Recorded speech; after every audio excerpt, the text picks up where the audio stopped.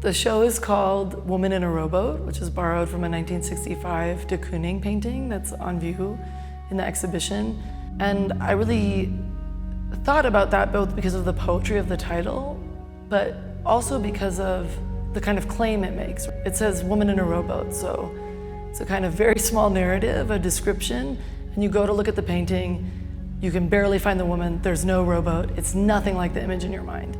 And so this kind of idea of what we say we're doing, what we're doing, and what it means to observe someone else. But de Kooning has this heavy baggage, like this kind of misogynistic heavy baggage of what it is to look at a woman from the outside and depict her. And I think this idea that like someone is looking right at you and you can't see yourself in that image. In someone else's image of you, you are not visible. But to yourself, there's like this really rich space, this like infinite space of inside you.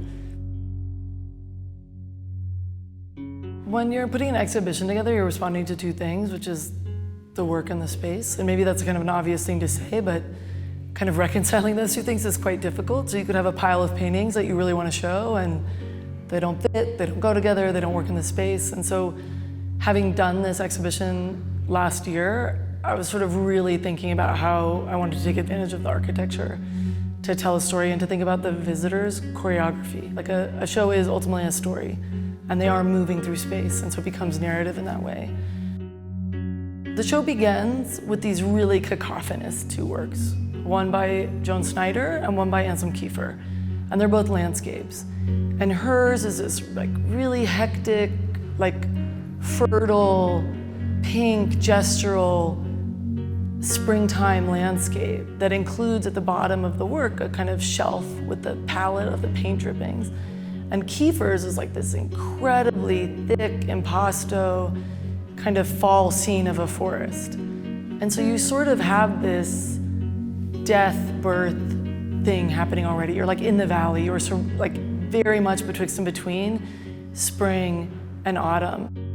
And it's not a picture of a landscape, it's a psychic space. So in this gallery are only 4 artists, but I think they really embody the central ideas of the exhibition, which is Atel Adnan, who is most famous as a poet, but made these incredible small abstractions that use really elemental shapes and colors, but are hard not to read, almost as a landscape.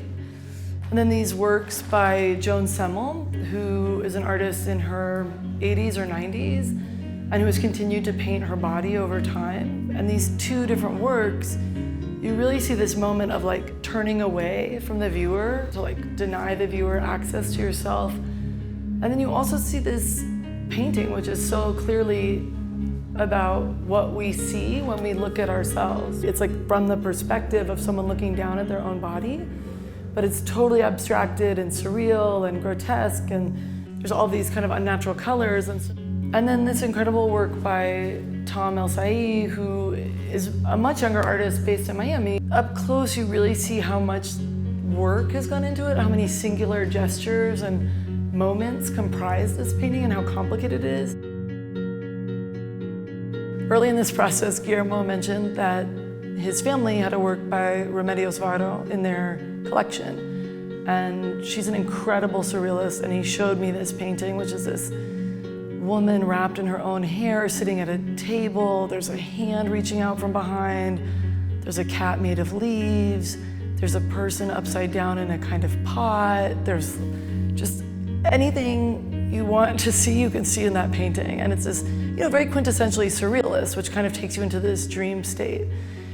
And I was thinking a lot about this idea that the collection is primarily women. And what does that mean? Does that mean anything? And what does that mean? And I was thinking a lot about that figure at the table as a kind of starting point, and the kind of, that's an imagined scene, but it's arguably like you can attribute it to that figure at the table. It's her inner world, her fantasy, her fears, kind of being expressed in this really vivid way. And so I just started to think about all of these paintings as a mode of expression of like our inner life. It's not a political statement, it's not a mode of communication, it's not for you, it's for me to talk about myself.